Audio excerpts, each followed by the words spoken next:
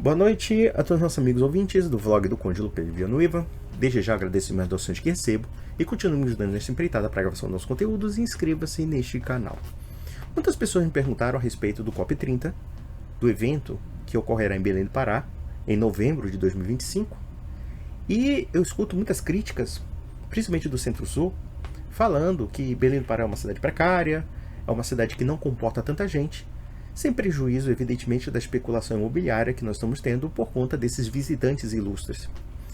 Mas a pergunta que não quer calar é: vejam que essa crítica provém justamente dos círculos liberais conservadores que pregam, teoricamente, um sistema livre de preços de mercado.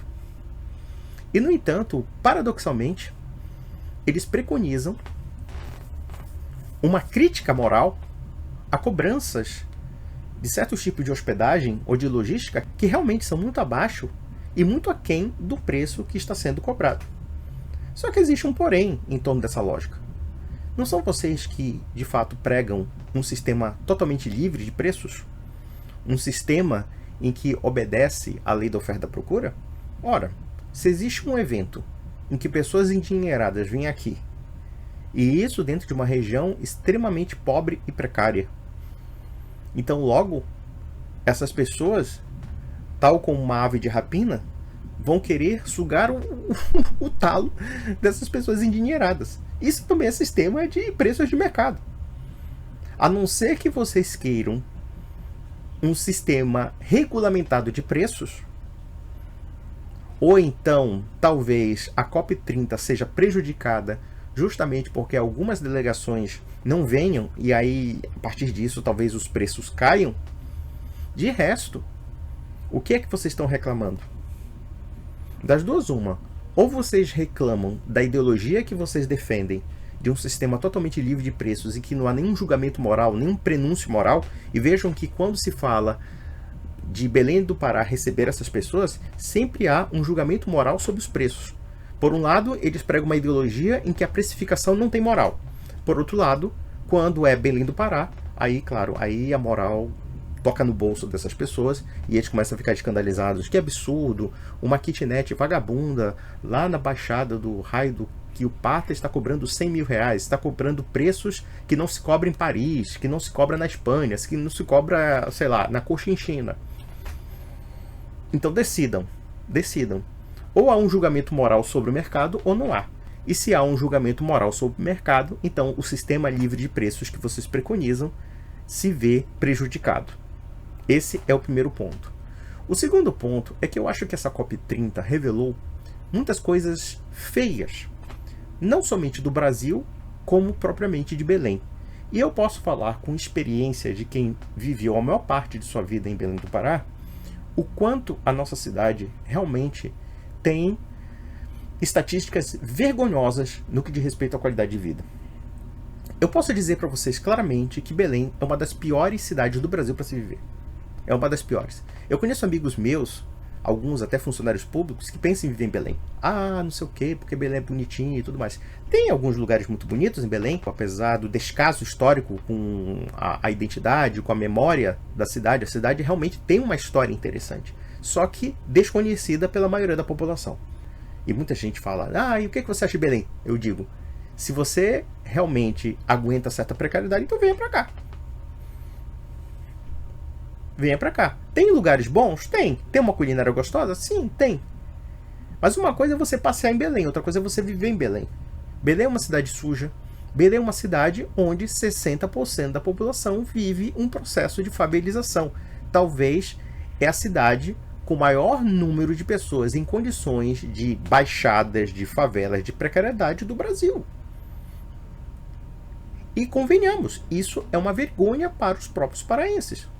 Além de você ter uma cidade majoritariamente favelizada, tem mais favelas em Belém em termos proporcionais do que Rio de Janeiro, do que São Paulo e etc. Ainda você tem um sistema de esgoto e saneamento que eu diria que é caótico e vergonhoso. Belém é uma cidade onde falta água até para bairros ricos, bairros de classe média.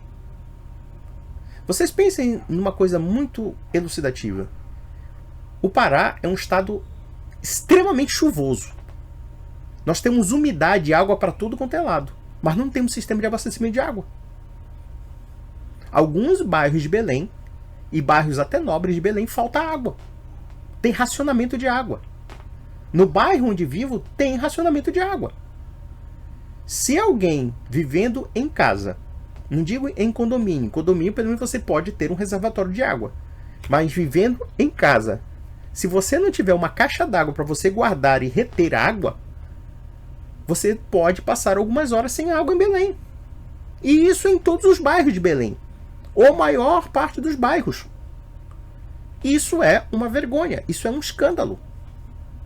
Uma cidade que nada em água, que tem uma baía gigantesca, não tem sistema de água. Isso é o Pará. Isso é Belém do Pará, capital. Outros aspectos também da capital que são realmente danosos. É uma cidade, lamentavelmente, muito corrupta. Muitas pessoas sempre se concentram na classe política. E eu posso dizer que a classe política paraense não vale absolutamente nada. É uma classe inescrupulosa, é uma classe que vive de sugar esse povo. Mas vocês podem ter certeza de que, muitas vezes, uma classe política é reflexo também do próprio povo, do caráter do próprio povo. E nesse aspecto eu posso dizer que o paraense médio, pelo menos da atualidade, não ajuda muito. Infelizmente, no Pará, existe uma lógica, e não somente das classes altas, mas até mesmo das classes baixas, de uma visão predatória, de uma visão imediatista. As pessoas não têm visões de longo prazo. Vejam que, por exemplo, quando nós observamos essa especulação absurda relacionada aos imóveis, o pessoal quer vender coisas precárias por um preço absurdo. Isso tem a ver com essa lógica de mercado moral, mas tem a ver também com uma mentalidade predatória de ganho fácil. As pessoas aqui, elas têm uma visão de ganho fácil, mas só que elas não pensam no futuro, elas não pensam a longo prazo. E isso é um grande problema para nós. Por quê? Belém quer aproveitar a COP30 para ser uma espécie de vitrine turística. Só que Belém não tem condições disso. E não tem condições, claro, tem a ver com a mentalidade política, porque nós temos uma classe política predatória, famílias que roubam o erário público, praticamente pessoas que se apropriam do Estado em causa própria. Como também nós temos um povo que não ajuda muito. Eu falo por experiências pessoais. Eu acho que essa geração de paraenses... Por que eu digo essa geração? Porque a geração dos meus avós, a geração dos meus pais é uma geração relativamente diferente. É uma geração que prosperou, é uma geração que saiu da miséria, é uma geração que buscava condições de trabalho dignas, estudaram, trabalharam, enfim. Não é? Inclusive chegaram a sair do Pará, não é? Encontrando novos ares em outros lugares e voltaram para a terra, enfim. Mas nós temos uma geração que é abertamente predatória, só pensa no imediato, só pensa em curto prazo, nunca no longo prazo. Então, por exemplo, o que está acontecendo com Belém é que eu acho que a COP30 vai servir de exemplo do como o Pará é um estado feio neste aspecto. Eu penso que a COP30 está se tornando um espelho do Pará, sabe? Eu não sei se vocês já ouviram falar de um romance do Oscar Wilde chamado Retrato de Dorian Gray. Eu digo que a COP30 é o nosso retrato de Dorian Gray. Mostra as falhas do nosso caráter e também até mesmo os sintomas do nosso atraso, do nosso atraso não somente econômico, mas do nosso atraso moral mesmo. Eu posso dizer assim, tem coisas aqui no Pará que são completamente absurdas em matéria de corrupção e descaso público. Eu poderia pegar como exemplo a BR-316. Aqui em Belém, nós temos uma única entrada e uma única saída da cidade. E essa única entrada e saída comporta 3 cidades: Belém, Ananindeua e Marituba, que nós chamamos de Grande Belém. Essa Grande Belém tem mais ou menos 2 milhões de habitantes, tá? E o mais escandaloso é que a reforma do BRT na BR-316 está há mais ou menos 10 anos, 15 anos, e nunca concluíram essa obra. Quando você quer ver o sintoma da corrupção endêmica de um estado, é quando você vê obras mal feitas e não concluídas. Há obras públicas aqui no Pará que começaram, sei lá, há 10 anos, 15 anos atrás e nunca foram concluídas. ou então elas são concluídas pela metade. Então o grau de roubalheira é generalizado no Estado. E nós temos um governo de uma família, vocês sabem muito bem que essa família, que é a família Barbalho, que não ajuda muito. Pelo contrário, eu tenho péssimas lembranças da família Barbalho no poder. E quem modernizou o Pará foram os governos do PSDB. Por incrível que pareça. O PSDB no Pará foi um contraponto à família Barbalho. Eles modernizaram o Estado. Eles religaram o Estado em muitos lugares que você ia de barco. Hoje você pode ir em autoestrada. Então nós temos uma experiência ruim da família Barbalho, e não só da família Barbalho, mas do PMDB, do Centrão governando o Pará, propriamente dito. Você tem a experiência do PSDB, que foi melhor porque modernizou o Estado do Pará, e Belém, se hoje tem algum patrimônio turístico digno de nome, foi por conta da administração dos tucanos. No caso, o Almir Gabriel, o Jatene e assim sucessivamente. E sem contar as chamadas alças viárias, que foi o quê? Algumas regiões do Pará sendo interligadas por pontes, coisa que não existia. Às vezes, para você chegar numa cidade, era 6, 7 horas de viagem, de barco. Hoje você chega, sei lá, com metade desse tempo, de carro. E assim sucessivamente. Então você tem uma fase de completa precariedade administrativa. Depois temos a fase do PSDB, dos tucanos. Só que os tucanos simplesmente desapareceram da seara política, e isso fez com que os Barbalhos retomassem o governo do Estado do Pará. Observem que muita gente acha que a família Barbalho seria uma espécie de oligarquia do tipo nordestina. Isso é um grande erro, porque eu acho que os Barbalho, eles são aqueles políticos de bastidores, aqueles políticos que têm grandes articulações, mas eles não têm aquele papel de coronelismo tal como nós vemos no Nordeste. É uma forma diferente. Se podemos dizer que é o coronelismo, mas é de uma forma muito, muito distinta do que acontece no Nordeste. Porque a família Barbalho, durante muito tempo, não teve domínio sobre o Estado do Pará. Teve muita rivalidade política. O PSDB, durante muito tempo, foi um componente rival dos Barbalhos e não conseguiram dominar o Estado do Pará. E nem mesmo a cidade, Belém do Pará, por exemplo, era uma cidade muito refratária à família Barbalho. Então há uma ideia de que os Barbalhos seriam os caciquistas aqui. Sim, hoje eles são. Hoje, com a quebra do PSDB e a quebra das oposições políticas, os Barbalhos se tornaram de fato hegemônicos. Eu diria que só agora o Barbalho se tornou hegemônico na política paraense. Não há realmente um rival à altura que possa enfrentar a família Barbalho. E eu digo, é uma péssima administração. Existem inúmeros rumores, e vocês sabem do que eu estou falando, né? Que escandalosos relacionados à família Barbalho, que infelizmente não sai muito na imprensa paraense, sai muito mais na imprensa do Centro-Sul, até porque a imprensa daqui ela é muito chapa branca. Mas seja o que for, o fato é o seguinte: o fato é que a COP30 revela muito da nossa feiura. E os paraenses têm uma mania de criar uma visão de si mesmos como um povo gentil, um povo cordato, um povo simpático e assim sucessivamente. De fato, realmente existe esse lado do paraense. Mas também existe um outro lado do Pará, que é essa cultura de predação, essa cultura de querer tirar vantagem em tudo de uma forma muito fácil. E isso está tanto nas classes altas do Pará, como também nas classes baixas. Eu posso falar assim até mesmo numa relação de emprego. Para você contratar pessoas verdadeiramente profissionais no Pará é uma coisa muito difícil. Porque as pessoas elas têm uma visão muito imediatista das coisas. Elas não querem aperfeiçoar os seus dons, elas não querem, de fato, aperfeiçoar o seu conhecimento. Não, elas querem algo imediato. Até para ajudar as pessoas é complicado aqui no Pará.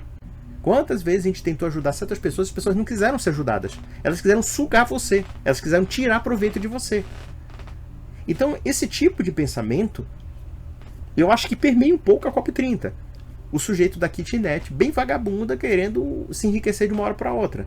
É claro que, pelo que nós estamos vendo, ninguém vai pagar esse preço para ele.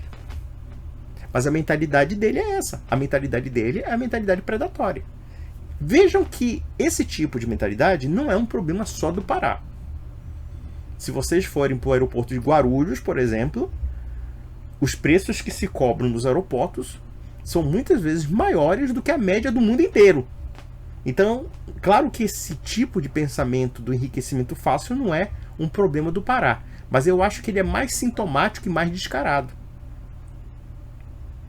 Até porque nós temos uma estrutura de Estado muito corrupta, muito comprometida, muito ligada a interesses de famílias políticas que se perpetuam e no final da história não resolvem coisa nenhuma, pelo contrário, a precariedade continua a mesma. Nós temos índices horríveis de educação, índices horríveis de saúde pública, índices horríveis de saneamento básico. Se você compra uma casa no Pará, uma casa boa, você pode ter problema de falta de água. E isso porque durante muito tempo também tinha problema de falta de energia. Hoje melhorou um pouquinho, talvez houve a questão da privatização, houve uma forçação de melhorias, e é interessante que essas melhorias se deveram em parte aos tucanos, ao PSDB, ao governo do PSDB. Se hoje vocês visitam Pará, e em particular Belém, e se vocês procurarem alguns lugares turísticos, vamos pegar por exemplo a Estação das Docas, que fica na beira do rio, que tem vários restaurantes, acessivamente, artesanato e tudo mais. Aquilo foi criação do PSDB. Se vocês forem no Complexo Feliz Lusitânia, que é onde Belém nasceu, e para vocês terem uma ideia, Belém nasceu de uma fortaleza portuguesa. Essa fortaleza foi estabelecida em 1616 e a cidade cresceu a partir dessa fortaleza. Aí foram construídas igrejas, mosteiros e assim sucessivamente. Então, quer dizer, esse complexo, quem reformou de alguma forma foram os governos do PSDB. E eu posso dizer, as obras da COP30 que eu estou vendo aqui em Belém são muito, muito feias. Muito, muito feias. É muito concreto. Não tem nenhuma estética. Aquela coisa bem feia, bem pessoal, aquela coisa minimalista, assim, da pior espécie. E quanto dinheiro não foi gasto em torno disso? Então a COP30, de certa forma, está sendo um paraíso para as oligarquias do Pará, e pode ter certeza que tem muita gente ficando rica de uma hora para outra. Ficando rica de uma hora para outra, e isso sem prejuízo daqueles que já são ricos, estão cada vez mais ricos com o nosso dinheiro público. Eu digo, a COP30 é o nosso espelho. É o espelho da feiura, da precariedade. E isso porque eu não estou falando do fator violência, crime organizado nessas baixadas. É algo muito preocupante que está acontecendo no Pará. Pessoas sendo extorquidas, tanto pela milícia como pelo crime organizado do tráfico. E vocês ficaram espantados porque hoje em dia o tráfico e a milícia se tornaram uma espécie de franquia. Então o Comando Vermelho querendo atuar aqui, e quando não é o Comando Vermelho, é o pessoal da polícia corrupta. Então estamos assim. E a COP30 está revelando o verdadeiro Pará. Não Pará ingênuo, não Pará do tacacá, do tucupi, não. É o Pará mesmo da precariedade, em que a maioria das pessoas vive muito mal. E existe uma coisa muito estranha no paraense, que é o seguinte: como a maioria dos paraenses nunca saiu da sua terra, se nós observarmos, por exemplo, as pessoas que vivem na periferia, assim sucessivamente, eu acho que elas não têm critérios de comparação. Nós temos um problema sério de isolamento também. E quando não é de isolamento, é uma mentalidade de subserviência. Porque quando alguém sai de Belém e vai para outras capitais do Brasil, e eu posso inclusive equiparar certas capitais que um dia foram até piores do que Belém.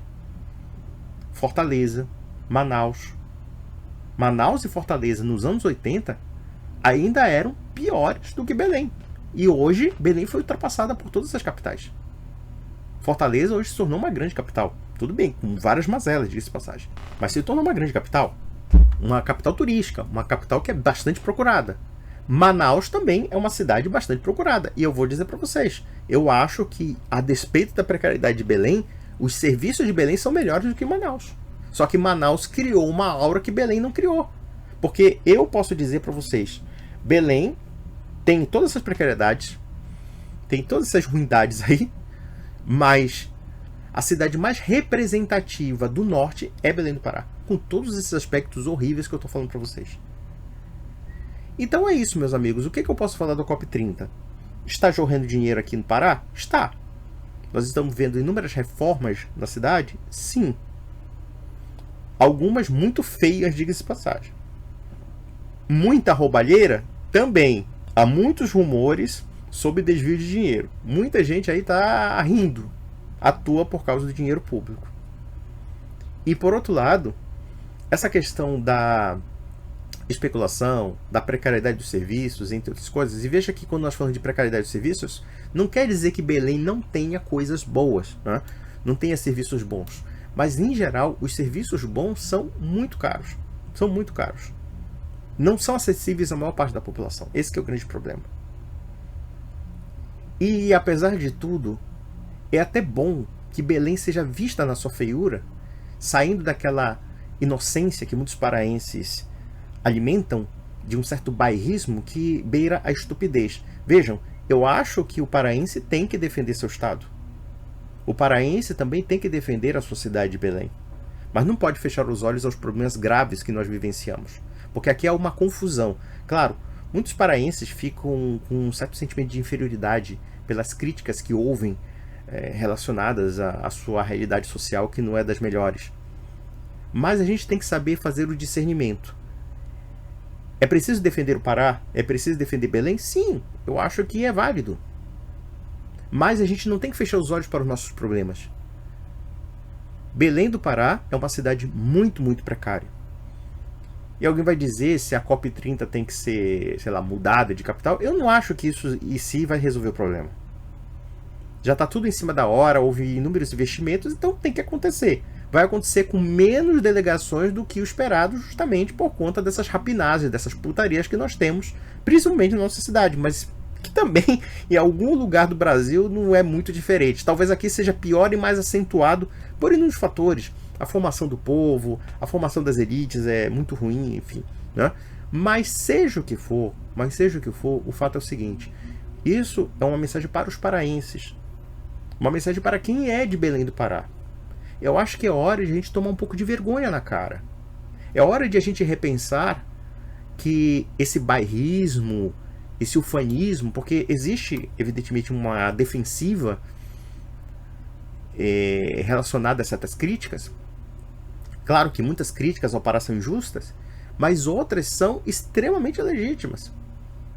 Extremamente legítimas. Nós temos que ver que realmente nós vivemos uma realidade muito precária. Uma realidade muito ruim. Uma realidade de oligarquias muito filhas da puta. Filhas da putaças. Nós somos um Estado medíocre. Temos que aceitar isso até para que repensemos o nosso posicionamento em relação a nós mesmos e em relação ao Brasil. Eu acho que enquanto o Pará ficar nessa fantasia de defesa, de melindre, o paraense é muito melindroso com a crítica, ele fica ofendido com a menor das críticas. Ele é muito simpático, mas fala alguma coisa feia, faz a cara feia pra ele, fica triste. Para, meu! Vamos ser sinceros, Belém é uma merda em muitos aspectos. Tem muitas coisas boas aqui, eu gosto da comida do Pará, eu gosto de alguns lugares aqui em Belém e tudo mais, mas a cidade é muito precária, é uma cidade abandonada, é uma cidade cheia de lixo, é uma cidade com péssimos administradores, bando de filho da puta, corrupto, ladrão, safado, mentiroso. E o povo também não ajuda, porque o povo também tem uma live de sem vergonhice. Uma parte significativa do povo, lamentavelmente, é sem vergonha também.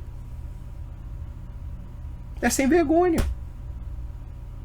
Quantas vezes a gente não tenta ajudar as pessoas querem passar a perna em você. É incrível aqui. É incrível. A gente poderia até dizer que isso seja um problema de uma ou duas pessoas. Não, é um problema generalizado. Existe um problema de confiança entre os paraenses. Um problema ético entre os paraenses. E aí eles ficam tudo melindrados, porque eles acham que a crítica do Centro-Sul é apenas uma crítica discriminatória. Sim, existem elementos discriminatórios do Centro-Sul. Tem muita gente de São Paulo aí que está falando mal do Pará. Não é porque eles estão preocupados com os nossos problemas sociais. É porque, claro, eles querem ser o centro. Mas a gente também não pode fechar os olhos às críticas. A COP30 está revelando quem somos. Que nós somos realmente muito periféricos. Que existem coisas muito feias na nossa cidade. E feias também no nosso estado. Se Belém do Pará já é precariedade, imagina o resto do estado do Pará. Com algumas exceções honrosas, com algumas cidades, por assim dizer, que se destacam. Sei lá, Castanhal, propriamente Ananindeua, que Ananindeua é uma cidade feia. Ananindeua é feia.